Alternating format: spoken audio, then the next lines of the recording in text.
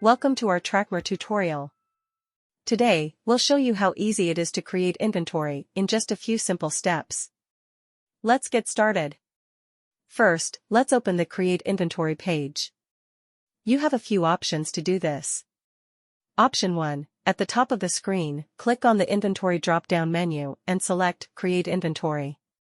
Option 2, from the main menu on the left side of the screen, choose Inventory and then Create Inventory. If you're already on the inventory page, simply click the plus symbol icon in the top right corner. Now, let's add the required fields to create your inventory. Fill in details such as category, manufacturer, inventory name, and any other necessary information. Once you've filled out all the fields, click the Save button.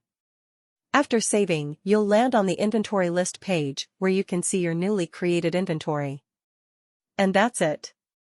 You've successfully created an inventory in Tracmor. Thanks for watching. Be sure to check out our other tutorials for more tips on using Tracmor.